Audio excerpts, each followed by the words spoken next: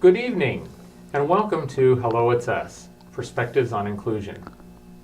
This program is dedicated to educating the general public about issues that are important to people with disabilities.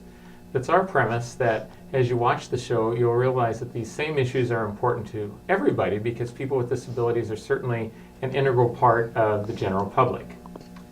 Hello, It's Us is brought to you through a collaboration between the University of Iowa Center for Disabilities and Development, Uptown Bill's Coffee Shop, and the good people at Public Access Television.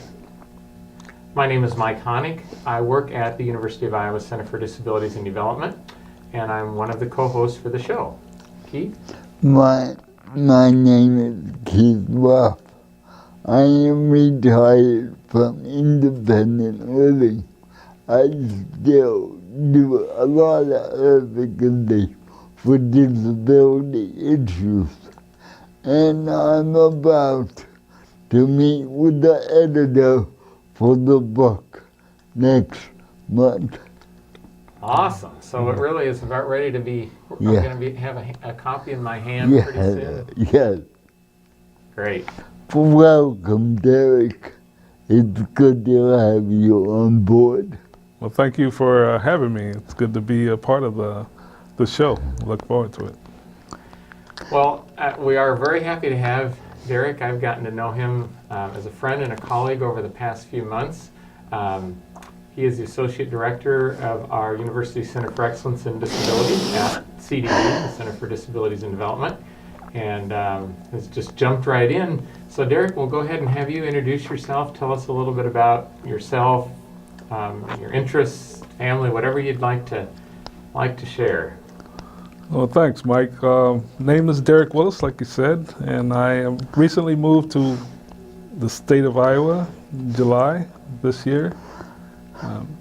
Had the opportunity to meet with a tremendous staff that is at CDD when I was looking at relocating to Iowa and taking a position as the associate director.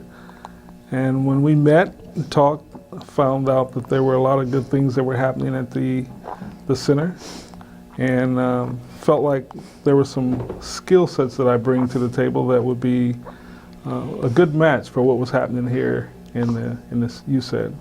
I did work at the UCED in Missouri for 12 years, and actually retired from Missouri before coming here.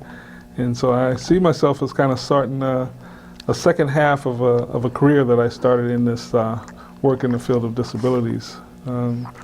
I am an avid golfer. I guess I have to put that in there. So the weather is great for that, and I like the fact that I'm in the central part of the country, not too far from Kansas City, not too far from Minneapolis, and hop, skip, and a jump to Chicago. Yeah.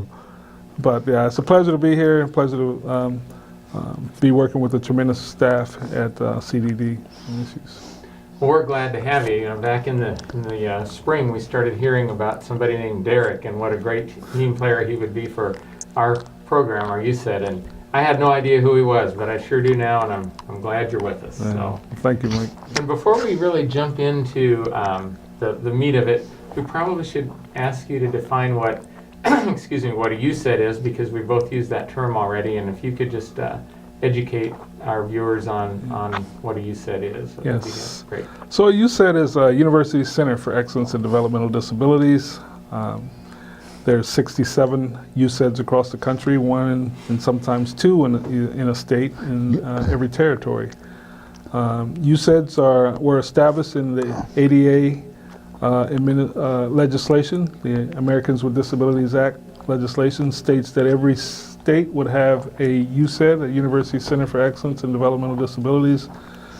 They would have protection and advocacy organization. In Iowa, it's Iowa Rights. Disability Rights. Iowa. Sorry, Disability Rights Iowa. And then they would also have a DD Council, which was a council that was made up of individuals with disabilities, majority, that advocate for services and supports for individuals with disabilities. And so CDD, the Center for Disabilities and Development, serves as Iowa's UCED. And UCEDs have core functions that they work on, focus on pre-service learning, And you might be familiar with a program called LIN, Leadership in Education and Neurodevelopment. We also do a lot of continuing education opportunities. USEDs tend to do community service, and so they do a lot of demonstration projects. Also do research and evaluation. And then another big piece is information dissemination. And so in those core areas, there's a lot of activities that work to create an environment that builds knowledge related to best practices and proven effective strategies. We help build capacity of community providers who are doing direct service, work with schools, state agencies, individual family members, and individuals with disabilities on areas related to self-advocacy. And so it's a whole range of works that kind of fall under those core functions of a USED.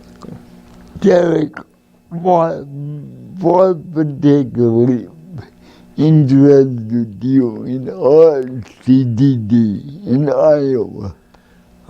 We're still establishing that. You know, as an associate director, of course, I will help Julie Christensen, our director, kind of manage and lead our efforts here in the state. I will also be looking at development opportunities, and so how can we create research projects, how can we create demonstration projects that help build a body of work to build the capacity of professionals in the field. I'll be working close with individuals like Mike on some of the projects that he's working on, and providing guidance there, support, and tapping into our national resources to make sure that the things that we're doing in Iowa align well with our national office in terms of collecting data. We have a system called NEARS. And so a lot of it will be in the management piece, but some of it will be providing some of the demonstrative projects. Yeah. Mm-hmm. So how did you mentioned a little bit of when we first started that you came up and interviewed. Was there something in particular that drew you to Iowa, other than the things you mentioned being in the center of the country and so forth? Were you that really caught your attention?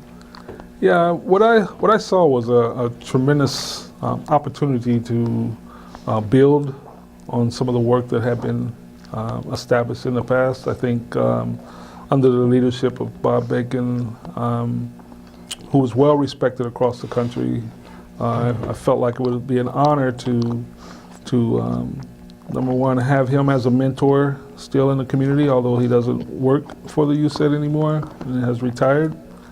But knowing that he's here and can continue to provide and give that guidance. I also was excited about Julie and her direction and the things that she talked about when I met with her.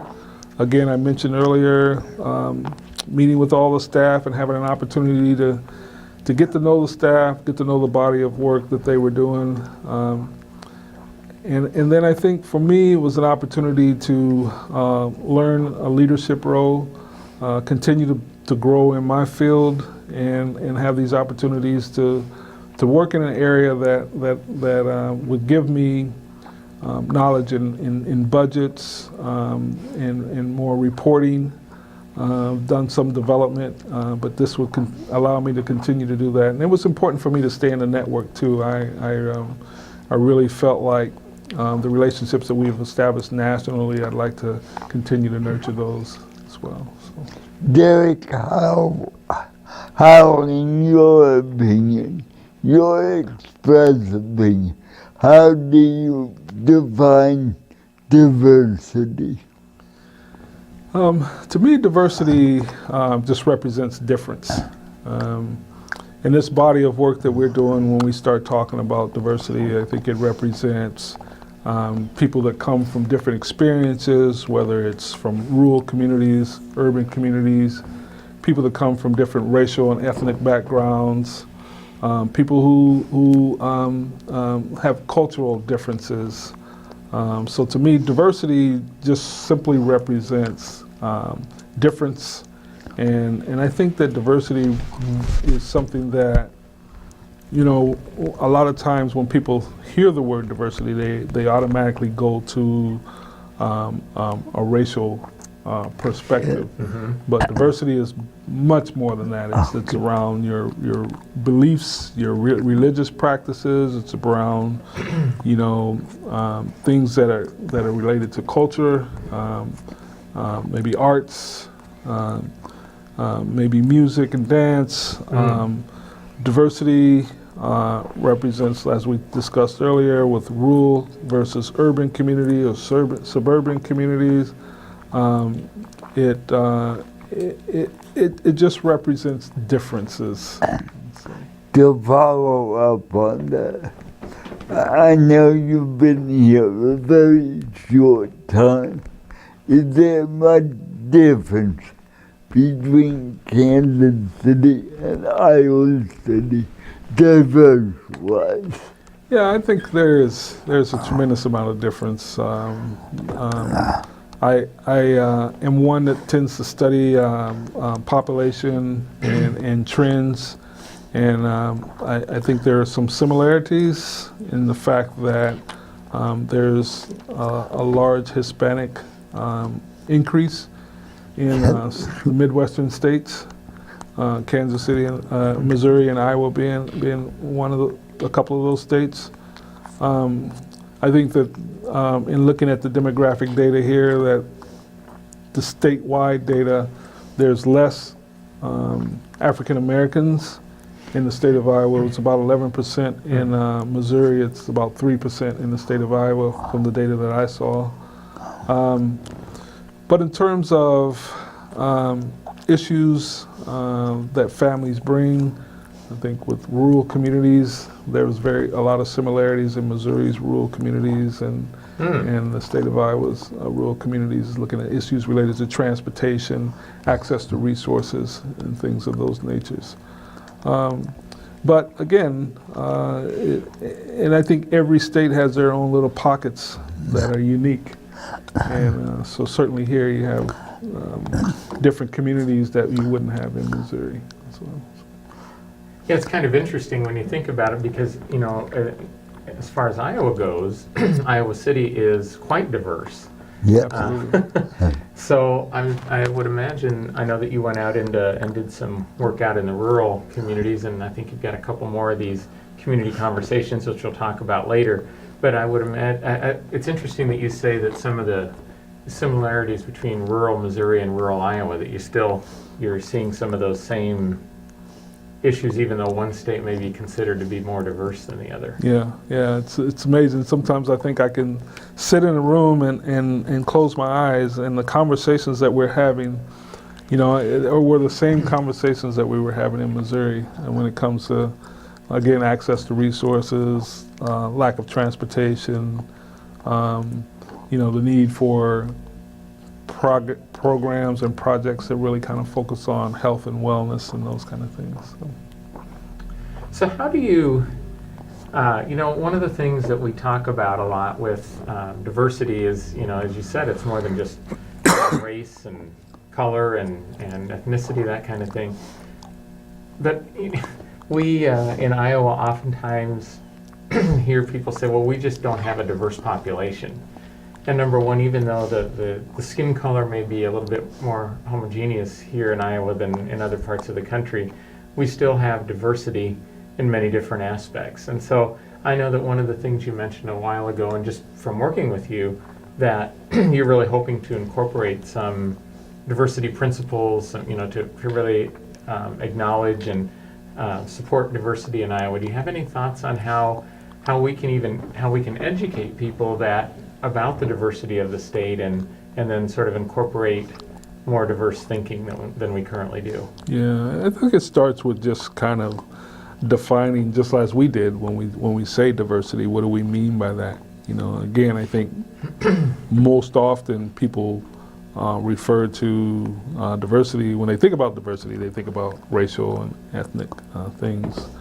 But if you really think about race, and there's a lot of work that's been done around that area. And actually there's a, PBS has a document called Race, the Power of Illusion, and it really talks about, when you really think about genetics, race becomes less significant because it's very difficult to determine who a person is based on genetics, and so race is becoming a area that is not as important. So you really need to focus on things related to culture, things related to ethnicity, the traditions and the rituals that people share and have. And so I think first and foremost is really beginning to educate folks on, when we say diversity and when we talk about diversity, what do we really mean in that? And then develop a platform from there. I think listening to individuals, I always take that as the first method and approach, is to give them the table, give them the opportunity to voice their concerns and their issues, and then from that, build work around that that helps move people in different places and everything. So just one more follow-up to that, and that is that, I think that, I don't know if this happens in Missouri, but I do know it happens in Iowa, where we might say something like, well, we're going to set up a diversity program.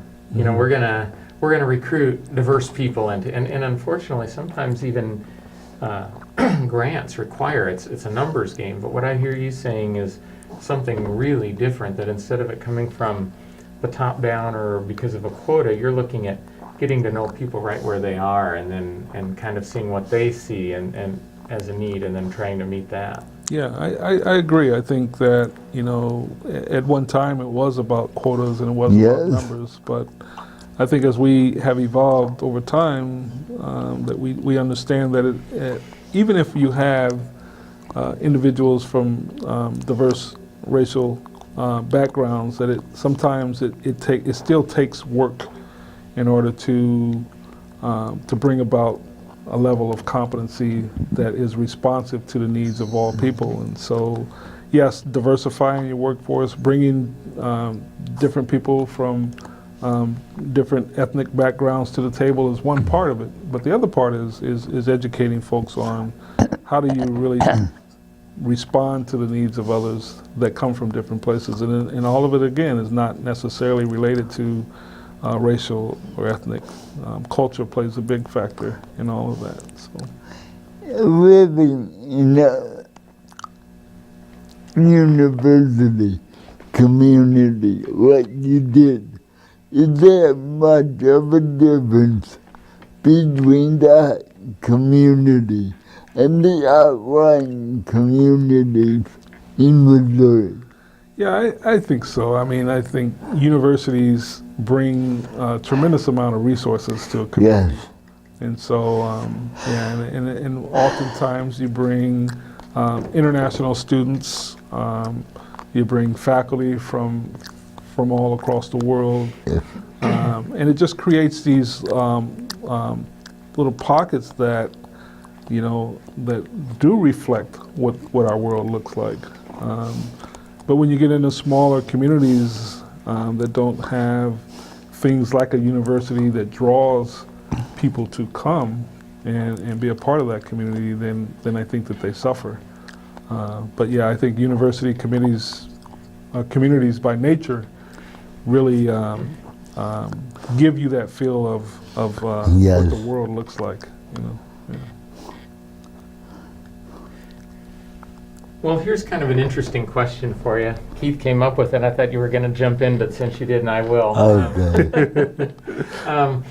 And that is about, we wanted to intersect disability and diversity. Mm-hmm. And so we were brainstorming about some ways to do that. And so we were curious about whether you've observed differences in the way that African Americans and other minority groups with disabilities are treated in comparison to whites with disabilities.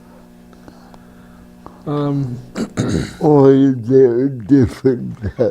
There's differences. There's certainly differences. Okay. I don't know if it's necessarily a difference in the way that they're treated. I think I would look at it more so it's a difference in the way that they respond to the resources. you will find that minority populations tend to have a perspective that they don't trust systems, and particularly with individuals with disabilities, because they feel like sometimes their ability to advocate for themselves, they have to be there. They make a lot of decisions, in a group manner. And so sometimes when we talk about person-centered and self-directed, it kind of conflicts with the approach that minority communities have often functioned. And so I think that I think we need to do a lot better of understanding the beliefs and the practices of the communities from diverse populations, and then respond from a service perspective to those.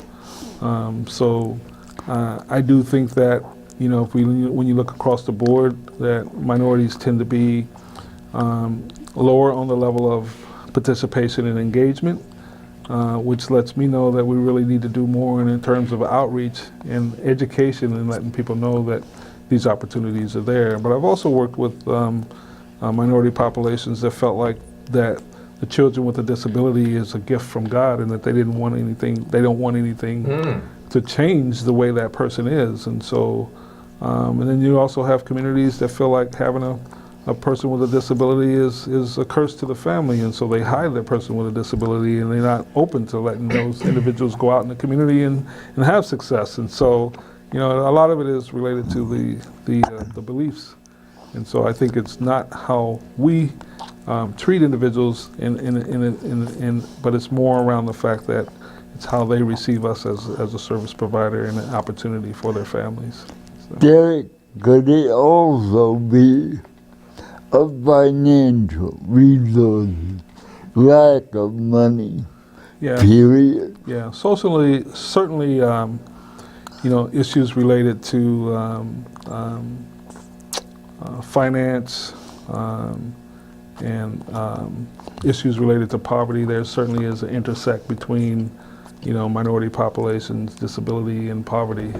If you really look at the data, the national data, it shows that there's a high prevalence of individuals that live in poverty that have children with disabilities as well. So. You mentioned, that sometimes people, I don't know if you meant, probably beyond just African American populations, but other minority populations are not as well represented on groups. And I think about some of our own groups that we need to really start taking a look at. But one of the things I had the privilege a number of years ago of working at a Center for Independent Living in the Quad Cities. And the director was and still is Liz Sherwin, and she happens to be African American. And it was really interesting to me to see that how many people who are African American became involved in the center after she took over as director. I mean, we ended up having board members come, people with resources. There is this misnomer, just like with people with disabilities. Oh gosh, going to be limited in resources, but African Americans with resources came and helped on the board, and we started drawing in staff members, and the number of consumers that we served who happened to be African American really started to increase. So I assume that there's something, obviously she was not hired because she happened to be African American, but when she was, the demographic within the entire agency really changed a lot. Yeah, absolutely, and that's why I think a lot of people, when they first begin to look at how do we diversify our workforce, how do we increase the number of individuals from diverse populations to participate in programs, the first thing that they look at is how do they recruit and hire professionals that resemble the people who they're wanting to come in the door, and that's often a strategy that is effective. And there, in minority communities, there is a sense of oneness and a sense of trust among people that look like them and think like them, so to speak. And so, yeah, I can certainly see by hiring leadership from diverse backgrounds that would change the flow of an organization, or the capacity of an organization to meet the needs of individuals as well. Derek, considering the political climate we're in, how can we further the people that we're working with in all minorities? Yeah. It's a tough question. You can answer as you want. We don't have any qualifiers here. We say these are not necessarily the opinions of the University of Iowa. So you are. Certainly, we know that some. Let me put it like this. Certainly, we have benefited from political decisions that improve the lives of individuals. Yes. In years past, I think that, for example, the Obama administration, there were a lot of things that came out that I felt like were pieces of legislation that would really move our issues, our concerns forward with Workforce Innovation Opportunity Act and a number of things. This administration, I think it remains to be seen. I think that there's a lot of people who are interested in making sure that things are done in a bipartisan way. I have hope. I think that we've been in situations that are similar to this, and we survived. Yes. And I have the hope that that when people are in those political positions and have the ability to make decisions that are best for the lives of all people, that they make the right decision and stuff. And I think somehow I just attended a seminar this noon, talking a lot about Medicaid modernization and the cost of serving people in institutions versus the community, and I think somehow that is such a hot topic with the attempts to repeal the Affordable Care Act, and it seems to me that somehow we have to figure out how to get the message across that this is not. The people that have the authority to make those decisions, maybe their hot point, so to speak, is around finances. So maybe we have to figure out how to craft messages that really talk about, if you do this, this is this is how much more we're going to spend, because the people with disabilities that need those services aren't going to just magically disappear. Right. I agree. I think what we have to learn how to do is craft our messages to the audience, and I think oftentimes making a business case and really tying some of the issues to the cost, I think is helpful. So as we begin to look at some of these things, I think we need to understand who are we speaking to, and then what is the things that speak the loudest to those people. But certainly managed care, it provides oversight that creates or it helps to not have systems that are out of control, but sometimes it tightens things up so bad that it makes it difficult for individuals as well. And I think we have to figure out where's that balance at, because you don't want resources being used in a way that there's no control over, but at the same time you want to make sure that the resources are responding to the needs of the individuals with disabilities. And so how do we find that balance? Especially now, when there are so many individuals with disabilities receiving higher education, they're going to be looking for more than the usual. Yes, absolutely. Yeah. I think along those lines, we have more people with disabilities that have a lot higher need, that are living longer, and also are living in the community and prefer to live in the community as opposed to living in large segregated facilities. Yeah. And as we advance with our medicine and our research and our knowledge and how to take care of ourselves better, I think you'll see that people and just people in general are living longer, and so and then the whole movement of that's where people should be at, is in the community. But I also believe that people should have a choice as well, and so if a person wants to live in a community has a desire to live in a community, then we should be able to create opportunities for them to do that. 30 seconds. Absolutely. And so to me, it's all about choice. Well, Derrick, I knew this half hour was going to go quickly, and the good news is we have you back for another segment.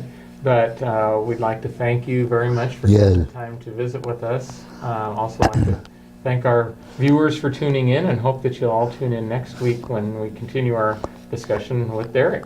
Have a good week out there. Enjoy the weather.